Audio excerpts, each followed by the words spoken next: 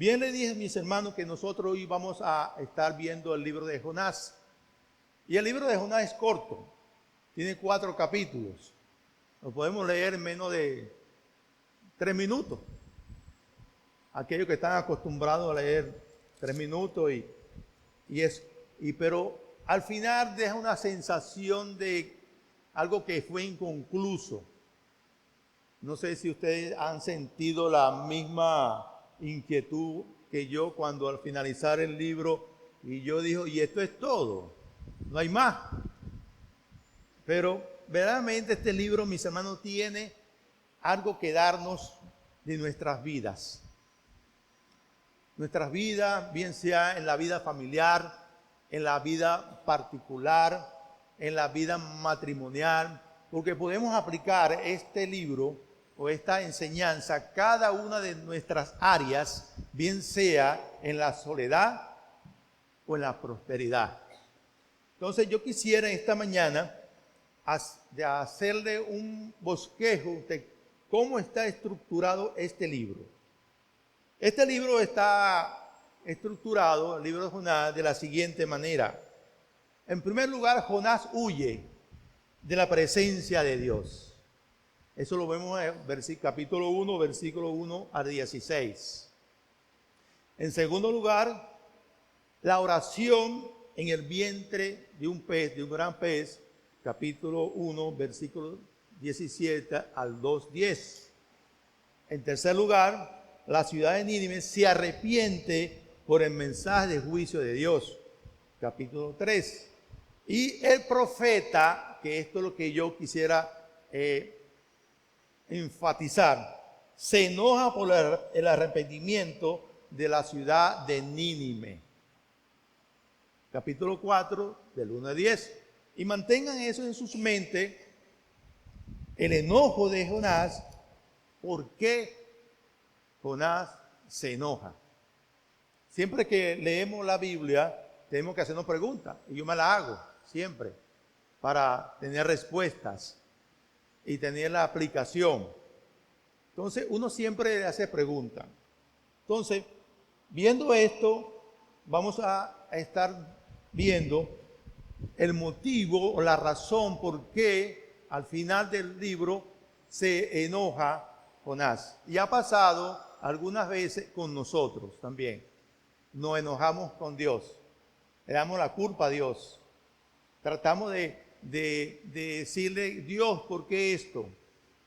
Y siempre uno recuerda que las acciones, lo que uno hace de acciones, trata de echarse al otro. Hay un culpable, siempre hay un culpable, porque tú fuiste así, porque tú eres el culpable, porque tú esto, por tú aquello. Entonces Jonás al final tiene ese encuentro con el Señor, con Dios. Pero a medida que avanza la narración, vamos a conocer a Jonás. Y yo le digo a ustedes, mis hermanos, hay un Jonás en cada uno de nosotros. O sea, si tú te llamas Jonás, tiene otro Jonás adentro. Jonás, Jonás. Entonces, en vista de esto, primeramente, como es un llamado a predicar el Evangelio de Dios, que todos tenemos esa misión, vamos a ver, y el bosquejo es así muy simple, vamos a ver la misión de ese mensajero, o la misión de salvar a un pueblo pecador, que es en primer lugar. En segundo lugar, vamos a ver el mensaje de ese mensajero que anuncia el juicio de Dios. Y en tercer lugar, vamos a ver la reverdía o huida del mensajero para anunciar el Evangelio de Dios. Y en el tercer punto viene paralelo casi al final del libro. Pero vamos a conocer a Jonás. ¿Quién es Jonás? No Jonás el que está aquí. Es Jonás. Pero la Biblia me dice a mí aquí, dice, Jonás, el Señor le dio el siguiente mensaje a Jonás. ¿Hijo de quién? Amatai, disculpa. Hijo de Amatai. Ustedes se preguntarán, aquí no habla mucho de Jonás. Ni siquiera sabemos quién es su familia. Si ustedes empiezan a buscar en el Antiguo Testamento, verán que solamente aparece algo muy corto de Jonás en Segunda de Reyes. Y en Segunda de Reyes, capítulo, ya le digo porque tomen notas, porque están notando allí, Segunda de Reyes, 14, 23 al 25, aparece Jonás allí, de una forma rápida. Pero sabemos que Jonás predicó en el tiempo del rey Jeroboam II. Fue un rey muy próspero. Y para que se vayan dando la idea, el reino de Israel que quedaba en el norte era un reino muy próspero, bastante próspero. Había mucho comercio, así como en Puerto La Cruz. Había gente que iba a comprar. Entonces yo me siento cómodo en una parte así. ¿Quién no? Había comida, había servicios públicos, había todo lo que yo quiero tener en una ciudad. ¿Y quién va a querer irse para otro lado? Usted se iría teniendo aquí comida, servicios públicos, internet, todo eso. Yo creo que no nos vamos, nos quedamos aquí. Y es ahí donde entra la pintura o el cuadro de Jonás. Jonás estaba en ese lugar, estaba en un lugar próspero. Jeroboam II, el rey, Jonás mismo le dijo una profecía que él iba a conquistar los territorios perdidos de Israel, e inclusive el este. Y así se cumplió. Así que era creíble la palabra de Jonás. Si Jonás estaba en el medio, igual que estaba Oseas, estaba allí predicando la palabra. Pero recuerden ustedes que en medio de la abundancia, ojo, en medio de la abundancia, nosotros podemos abandonar a Dios. ¿Cierto o falso? En tantas cosas que Dios me da, me bendice, nosotros podemos abandonar a Dios. ¿Por qué? Porque somos autosuficientes. Y yo siempre comparo la abundancia que tenemos nosotros con la juventud. Cuando somos jóvenes, tenemos aquella fuerza, aquel impulso que nadie nos detiene. Queremos comernos el mundo. Nadie. Mi papá era bueno. Como estaba pequeñito, mi papá es mi héroe. Como papá es un poco mayor, mi papá hay que escucharlo. Y cuando mi papá ya es avanzado, ya mi papá no sirve. Pero esa es la ley de la vida. Entonces vamos a ver, mis hermanos, que este hombre, ¿verdad? Y quiero decirles que el énfasis que hace este libro es en presentar la obra de la vida de este hombre, más no por sus predicaciones, sino por su vivencia.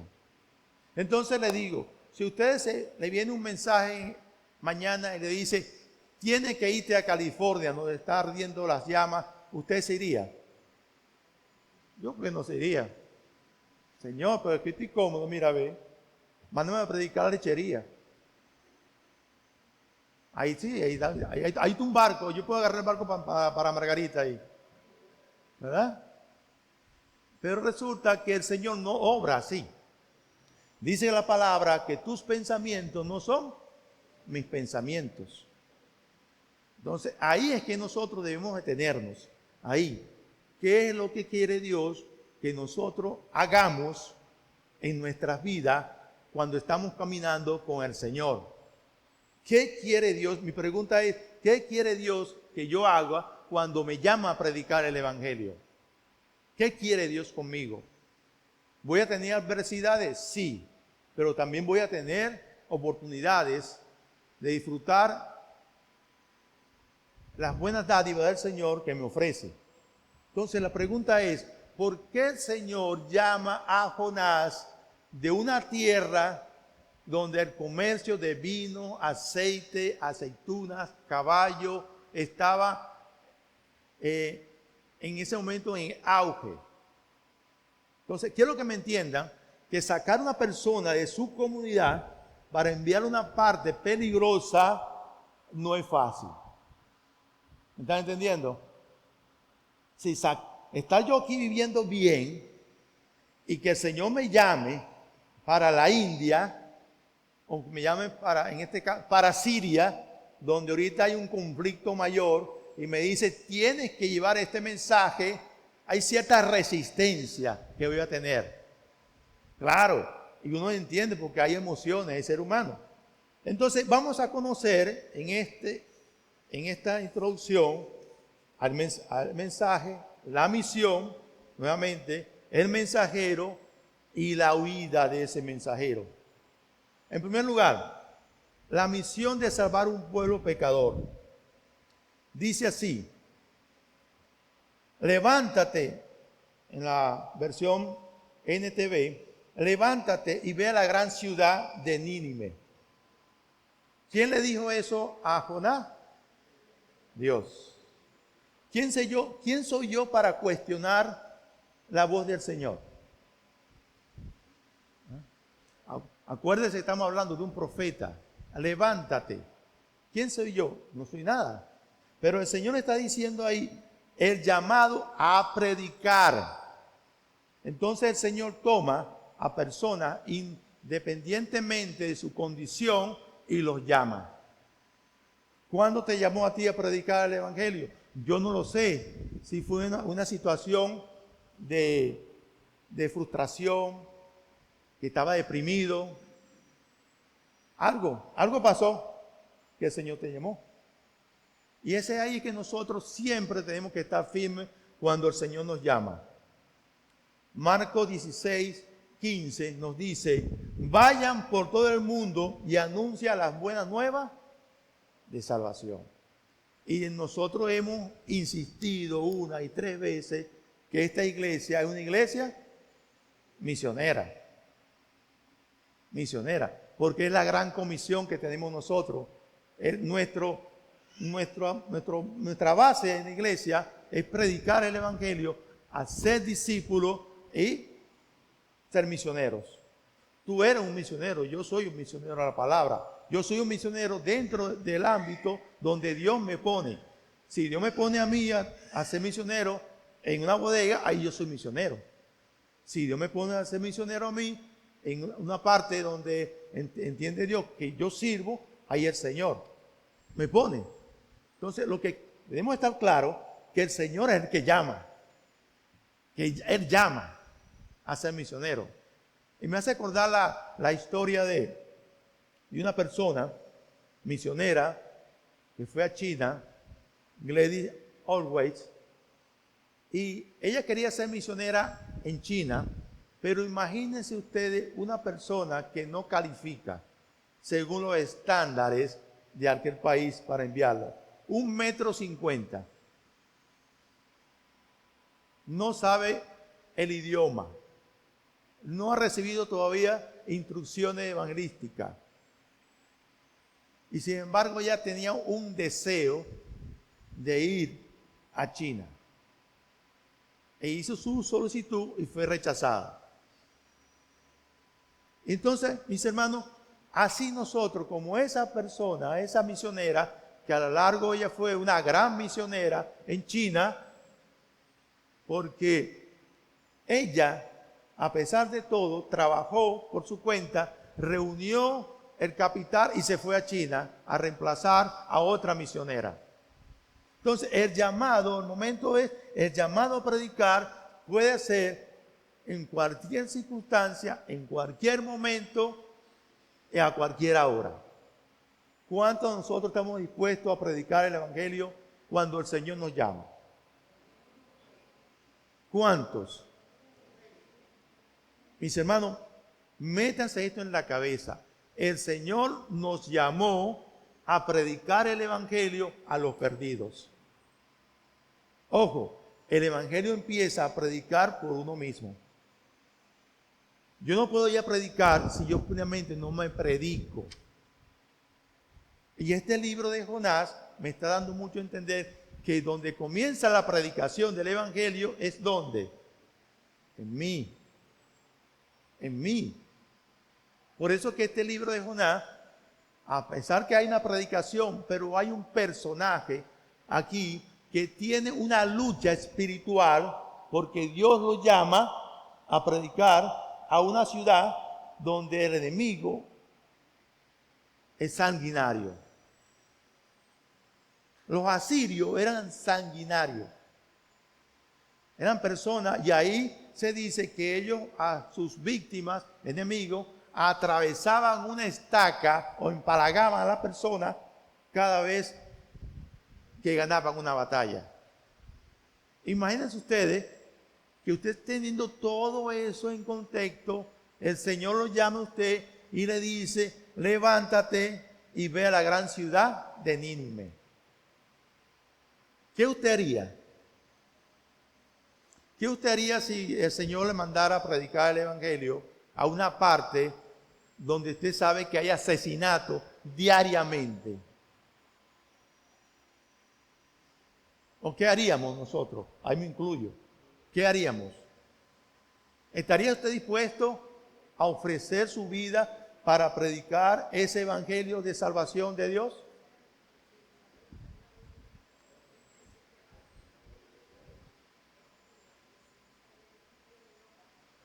Claro, confiado que estamos con la presencia del Señor, nosotros vamos independientemente.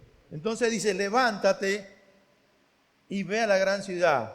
En segundo lugar, tenemos que el mensaje es que hay un juicio, que Dios condena el pecado, mis hermanos. Dios condena el pecado. ¿Y cómo sabemos eso? Porque la Biblia lo dice. La palabra de Dios lo dice. Porque todos son, ¿qué? Pecadores, porque todos pecamos y estamos, ¿qué? Gloria a Dios. Entonces, ¿qué nos falta a nosotros admitir que soy pecador? Yo peco. En cada instante estoy pecando. Peco de palabra, de pensamiento, de omisión. Entonces ahí es que dice él, anda y pronuncia un juicio contra la gran ciudad. Una aplicación aquí es que cuando nosotros afirmamos eso, estamos afirmando que hay un juicio contra nuestras acciones también. ¿Cierto o falso? Cuando yo peco, Dios tiene un juicio contra mí. ¿No es así? Dios tiene un juicio contra mí cuando yo peco. Cuando yo desobedezco a Dios, Dios tiene un juicio contra mí. Pero gracias a Dios que tenemos un Redentor que se llama Jesucristo. Él pagó mis pecados cuando fue crucificado en la cruz del Calvario. Lo único que me falta a mí es aceptar con fe y arrepentimiento que Él es mi Salvador. No hay otro. Y ustedes dirán, eso lo conozco. Yo conozco eso, pastor. Yo conozco. Pero estamos viendo una persona que también conocía a Dios, a un profeta. Y si vamos a equipar el conocimiento de este profeta con nosotros, ¿quién cree usted que tenía mayor relación con Dios? El profeta, ¿no es así? Porque no es fácil que un profeta lo llame Dios. ¿No es así? Entonces tenemos aquí este profeta y nosotros, y vemos entonces que este hombre tenía una relación con Dios. Mi hermano, nuestras acciones determinan, ¿verdad? Mira, nuestras vidas. Cuando no estamos en relación con un Dios, nuestras acciones van a determinar nuestra conducta y por ende va a determinar nuestra vida con el prójimo. Jesús le dijo a los discípulos, yo os digo, dicen por ahí, odiad a vuestros enemigos, ¿correcto? Odiad. Mas yo os digo que amad. Es el cambio de actitud, el cambio de acción que hay, que se va dirigido. Y cuando Él dice levántate, se puede entender teológicamente es anda y predique el arrepentimiento a esa ciudad. Levántate, dice Él, y pronuncia un juicio contra ella. Y dice, ¿cuál es ese motivo de juicio? ¿Cuál es? porque esa ciudad es perversa en gran manera. Reina Valera dice de esta manera: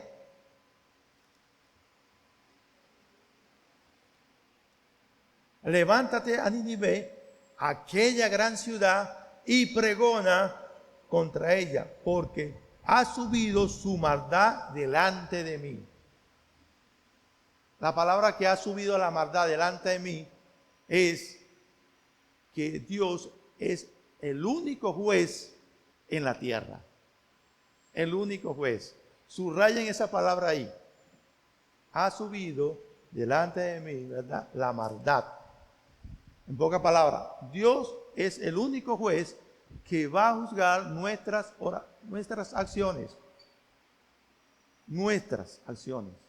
Y de seguro, cuando estamos en la presencia del Señor, Él nos va a decir a nosotros que nosotros hicimos mal. Seguro. No se vaya a escapar de la ira de Dios, de la condenación de Dios. Por eso, insisto, la relación que usted tenga aquí en la tierra con el prójimo, sabiendo que esa persona no conoce de Dios y usted se hace el paisa, esa acción le va a ser contada como ¿qué? Como pecado. ¿No dice así? Entonces, mis hermanos, el llamado a predicar es para todos. Nosotros que conocemos el evangelismo, tenemos que predicar el evangelio. El mensaje de Dios es: somos luz y sal ¿de qué? Del mundo. Mateo 5, 13 al 14. Somos luz. ¿Por qué luz? Porque la luz alumbra las tinieblas. ¿Por qué sal? Porque la sal preserva lo que se puede podrir. Entonces, en ese contexto, nuestro Señor, nuestro Dios, está llamando a Jonás.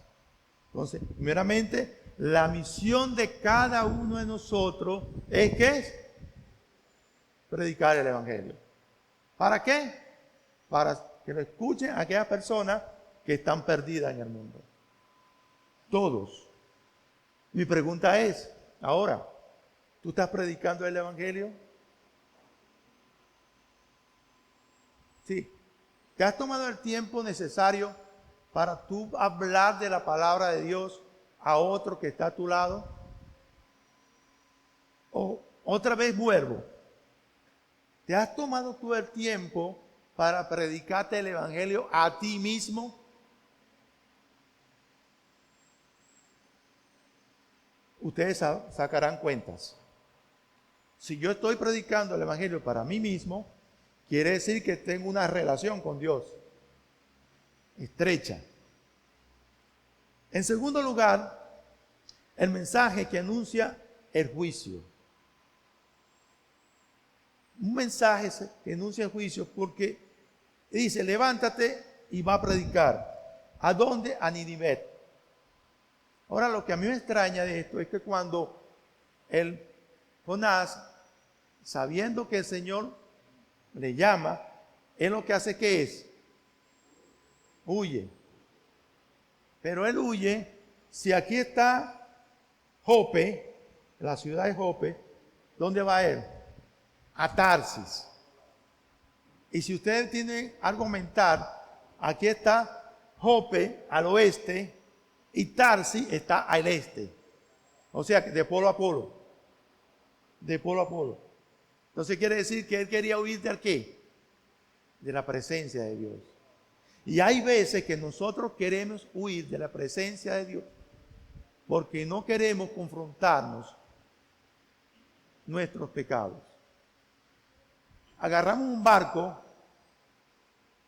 en Jope y nos vamos a Tarsis, aún sabiendo que lo que estamos haciendo es mal. Pero el Señor no quiere eso. El Señor quiere que tú realmente confrontes tu pecado. Nínive, como le dije, es una ciudad grande, muy grande. Entonces dice: vete a Nínive, predica el evangelio, y porque yo soy el Dios supremo. Entonces tenemos el momento de predicar el lugar de la predicación, el anuncio que tenemos que hacer y el motivo que tenemos que predicar.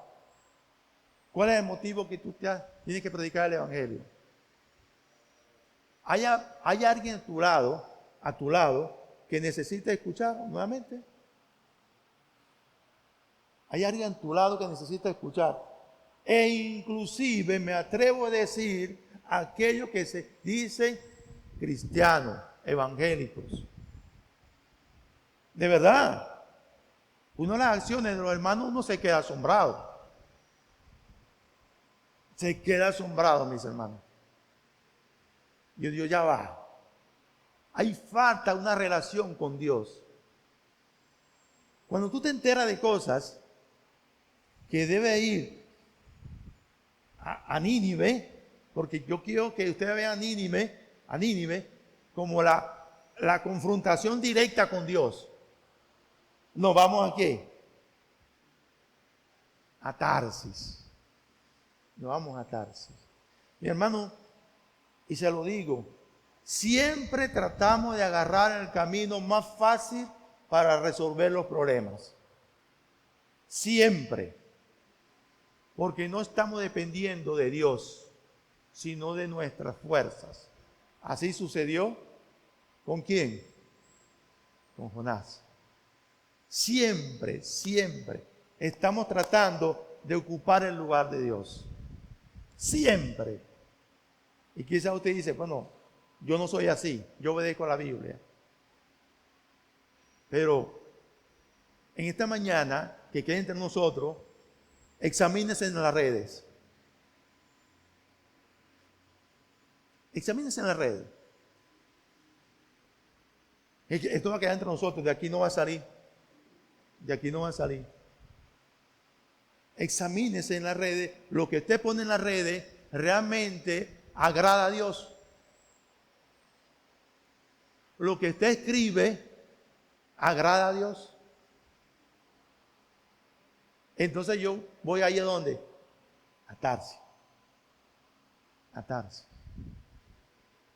Ahí es que yo quiero llegar al punto. ¿Ve? Confrontar el pecado. Todos somos pecadores. Todos somos pecadores, y me incluyo. Hay momentos que pecamos. Y me ubico yo, Señor, yo estoy aquí en Nínive, estoy pecando. ¿Qué hago? Escucha el mensaje. ¿Y cuál es el mensaje? Fíjense que aquí dice, tercer punto, la rebeldía o huida del mensajero para no anunciar el mensaje de Dios. Es su actitud contraria a lo que hemos dicho. Una actitud opuesta. Una huida rápida. Y ese motivo de esa huida rápida es esa misma. No estar de frente con el Señor. En estos días estaba viendo en las redes sociales muchas cosas. Y dice, wow, y hay personas que se dicen ser cristianos, realmente, y pregonan ser cristianos, y pregonan ser pastores, y pregonan ser pastoras, y pregonan ser profetisas, y pregonan ser profetas, y hacen unas barbaridades. Mis hermanos, lo que necesitamos es decirle a esa persona que ellos están escapando del juicio de Dios y confrontar el juicio de Dios. ¿Qué representa Jonás en todo este drama, en este episodio? ¿Qué representa Jonás? Y quisiera que pusiera ahí su nombre y mi nombre. Póngalo allí. Jonás representa huir de la presencia de Dios. Huimos de la presencia de Dios. Siempre huimos. Rechazamos la voluntad de Dios cuando el Señor quiere que nosotros vivamos en santidad. Nos negamos a proclamar el Evangelio a un pueblo que necesita y es necesario cuestionamos la sabiduría de Dios. ¿Cuántas veces nosotros nos cuestionamos la sabiduría de Dios? Rechazamos la posibilidad del arrepentimiento. Ese es Jonás. Y hay otras cosas más. Muchas personas prefieren estar en la playa a venir a un culto para escuchar la palabra de Dios. No estoy diciendo que no se puede hacer, pero hoy es un momento que tú tienes que dedicar al Señor. Al menos yo pienso así. ¿Cuándo tú te reúnes con tus hermanos una sola vez? ¿Cuándo? ¿Cuándo? El domingo. El domingo. Porque el resto de la semana yo no te veo.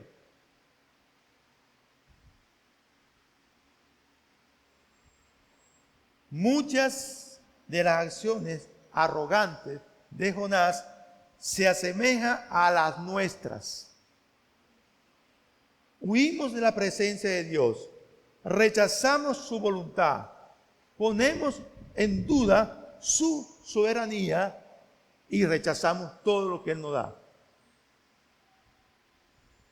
¿Cuántas veces usted se ha encontrado en esa área? Yo me he encontrado que quiero hacer lo que yo quiero hacer y no mides consecuencias, no mides.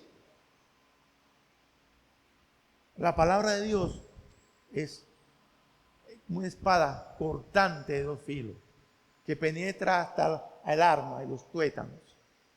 Joven, adulto, ancianos, es la palabra de Dios, la proclamación de Dios. Es nuestras acciones que va a tener consecuencias.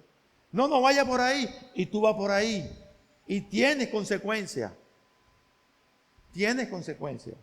Joven, tienes consecuencias cuando no escuchas a tus padres.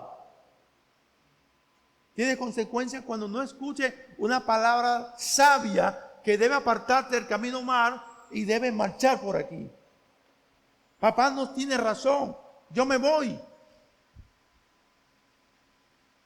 Porque rechazamos la sabiduría de Dios. Hay un matrimonio en conflicto, no hagas esto, pero no, yo voy ahí, me voy por ahí. Estás rechazando la sabiduría de Dios. Un anciano que ya no tiene fuerza y le dice, no vaya por ahí.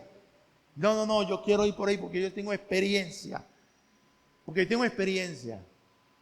Y te vas por ahí y se va camino a un desfiladero. Nuestras acciones tienen consecuencias y más delante de Dios. Dice la Biblia que hay una resurrección y yo lo creo. Hay una resurrección. Va a haber una resurrección de todos. De justo e injusto. Uno para condenación y otro para ¿qué? Para vida eterna. ¿Dónde tú quieres estar? Lógicamente, tú me dices a mí, yo quiero estar en la vida eterna. Yo también. Yo también. Pero refléjate tu vida en este personaje. Refleja tu vida en este personaje. Yo puedo tener 60 años, 50 años, puedo tener 100 años, pero las acciones que tú cometas van a reflejar tu conducta y tu relación con Dios. Van a reflejar eso. La forma en que enfoca tu mente va a determinar o determina tus acciones en la vida. Va a determinar. Y la forma en que viva tu relación con Dios. ¿Cómo se identifica un cristiano? ¿Ah? Por su fruto, ¿no es así? Cuando usted mira a una persona y usted dice, ese es cristiano, ¿por qué pasa eso? Por su conducta. Dice Proverbios 3, 7, 8, No seas sabio en tu propia opinión. Teme a Jehová y apártate del mal. Porque será medicina a tu cuerpo y refrigerio. ¿Para qué? Tu hueso. No seas sabios en tu propia opinión. El apóstol Pablo después va a volver a decir el mismo proverbio en el libro de Romanos. No seas sabios. No seas sabio. Mi hermano, hay una misión que cumplir. Hay una misión. Hay un mensaje. Y hay una huida. Muchos huyen del mensaje. Si esta mañana tú llegaste aquí, no porque tú quisiste venir, sino porque Dios quiso que tú vinieras. Y me imagino que todos tenemos cosas que hacer en la casa. Yo tengo un montón de cosas que hacer. Usted también tiene un montón de cosas que hacer. Pero hoy está aquí porque Dios quiso que tú vinieras aquí y conocieras de su palabra. Y tu responsabilidad es, o me voy a Nínive o me voy a Tarsis. ¿A dónde es que tú quieres ir? ¿A dónde quieres ir? Amén. ¿A dónde quieres? A Nínive. Amén. Yo me quedo aquí en la iglesia. Yo me quedo aquí en la iglesia. Hermano, esta persona que le hablé estuvo en China predicando el Evangelio. En 1932 llegó a un pueblo de China. Era imposible penetrar porque ella no conocía el idioma. Entonces ella se puso a servir en los hogares, a escuchar y a escuchar y aprender. Luego suplantó a la misionera que estaba allí en ese lugar. Un terremoto en ese entonces suplantó. Pero lo más importante de ella fue que ella iba al mercado donde vendía a los niños y compraba a un niño. Cada vez que podía ir al mercado, compraba un niño. Y acumuló 100 niños y le predicó el Evangelio y lo sustentaba. Pero explotó una guerra entre Japón y China. Bombardearon la aldea. Ella tuvo que huir y se llevó a sus 100 niños y los escondió. Y toditos se salvaron. Y toditos escucharon la predicación del Evangelio. Y toditos ellos se convirtieron. Pero lo importante de ella, que ella obedeció la voz del Señor. Por eso le decía, nosotros estamos cómodos en nuestra casa. Usted prende el televisor, inclusive hasta tiene Alexa hoy en día. Alexa, prende la bombilla. ¡Plum! Alexa, la bomba. ¡Plum! Alexa, la cocina. ¡Pum! Poco falta decir, Alexa, lava la ropa. Y no, yo me asombré porque Alexa manda a una barrendora, algo que barre la sala. ¿Ah? Ajá, yo digo morrocoya, porque es chiquita. Y mi hermano, y Alexa obedece. Usted le dice a Alexa, a menos que usted se equivoque. Se equivoque. Y yo digo, Dios mío, ¿cómo estamos avanzando la ciencia? Yo me quedo con la boca abierta. Y esta mujer chiquita, sin ninguna tecnología, a propio de su esfuerzo, viajó de Inglaterra a China, a un lugar remoto, El Señor no le dijo que fuera. Ella sintió la necesidad de llevar el evangelio a China. Nosotros tenemos aquí los Añapá, los de Cuanes, y nos hacemos la vista gorda. Y lo que me asombra de esto es, y le preguntaron a ella, yo no era la mejor opción, la primera opción de Dios. Yo no era la primera opción de Dios para lo que hice en China. No sé quién era. Debió haber sido un hombre instruido, poniéndose ella como una persona que no tenía educación. Yo no sé cómo sucedió. Quizás ese hombre murió o no estaba dispuesto. Y Dios miró hacia abajo, escuchen esto, que me impresionó del testimonio de ella, me impresionó. Y Dios miró hacia abajo y vio a Gladys. Y dijo, bueno, no hay más nadie. Aquí no hay más nadie. Chiquita, ya avanzada, ella está dispuesta. Gloria a Dios. Ella está dispuesta. Yo quiero que se inquiete su corazón esta mañana.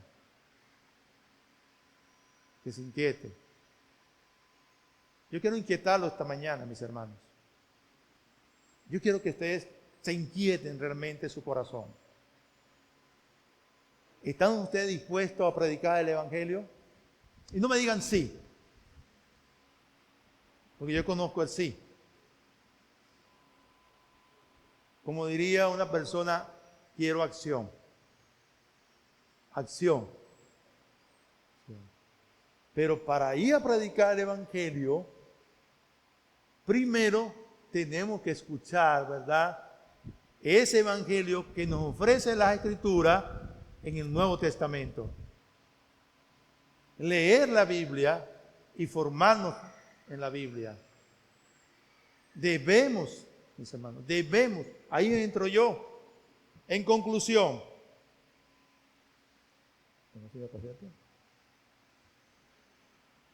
cada creyente tiene una responsabilidad y misión que cumplir. ¿Te consideras tú creyente? ¿Nacido de nuevo? ¿Amén? Veo poco amén. Pero repito repito esta conclusión. Cada creyente tiene una misión que cumplir. Y espero que cuando usted salga de aquí hoy, medite en lo que estamos hablando. No importa la circunstancia, en segundo lugar, el momento, el lugar para proclamar el mensaje de salvación. Obedece. Obedece, hermano. Tienes alguien a tu lado. Imagínense ustedes que el Señor Jesús diga, yo voy a predicar el evangelio, pero no voy a los samaritanos. O no voy a los gentiles. No, él tenía un mensaje que dar. Y él obedeció. El ejemplo de Jesús. No niegues la posibilidad a otros que escuchen el evangelio. No niegues. ¿Qué podemos aplicar de esto a nuestra vida? De la vida de Jonás. De este pasaje que me dice, vino a mí palabra de Jehová a Jonás, hijo de Amittai, y le dijo, levántate y ve a Nínive. Yo tengo una Nínive que conquistar. ¿Y tú? ¿Tú te vas para dónde? ¿Para Tarsis? Yo no te acompaño. Yo tengo una Nínive. Que voy a enfrentarme con muchos obstáculos. Sí, claro que sí. ¿Quién dijo que el evangelio no tiene obstáculos? Sí tiene obstáculos. Y muchos obstáculos. Tenemos mucha crítica. Sí tenemos. Pero eso me impide a mí llevar el Evangelio. No. Yo tengo que llevar el Evangelio. Yo tengo que ser ese ejemplo para que otros vean en mi hogar, en mi comunidad, en mi matrimonio, como padre, como madre, para que otros se acerquen al Evangelio. Recuerde que la forma en que enfoque tu vida, tu mente, determina tus acciones en la vida. Recuerda esto. La forma que tú enfocas tu vida, al que está al lado, al vecino, al amigo, al esposo, al novio, si tiene, determina, ¿verdad?, tu vida. Y además de eso, yo estoy seguro que esa forma que tú me estás mostrando también determina la relación que tú tienes con Dios. Yo estoy seguro de eso. Cuando tú rechazas esto, estás determinando la forma, tu relación con Dios. La forma de caminar sin Dios, de huir sin Dios, sin tener la sabiduría de Dios. Estoy seguro de eso. Aprendamos, mi hermano. Aprendamos de esto. El mensaje que podemos anunciar es un mensaje de juicio. La misión de nosotros a evangelizar. Y es por eso que el libro de Jonás no tanto habla de la profecía, sino de Jonás mismo. Cómo él ve a Dios internamente. Él ve cómo lo ve. Y cómo lo veo yo a Dios. ¿Cómo lo veo yo a Dios? ¿Estoy en rebeldía o estoy en paz? ¿Podemos aplicar eso en nuestra vida? Sí. Sí podemos. En esta mañana yo quisiera que te inquietes este mensaje y valores realmente lo que Dios te ha dado. Hay un momento que vas a cerrar los ojos en esta eternidad para ir a otra eternidad. Y se acabó. Ya se acabó. Se acabó. Pero el momento que estuviste aquí, esa relación con Dios va a ser correspondida cuando estés allá. Va a ser correspondida. Mis hermanos, el Señor le dijo, Dios nos ha dado un don a nosotros. Los dones no son irrevocables. No son. Lo que Dios te da a ti no son irrevocables. Utilízalo. Aplícalo. Y si es que tú puedes leer una y dos veces este libro, refleja la vida de Jonás en ti.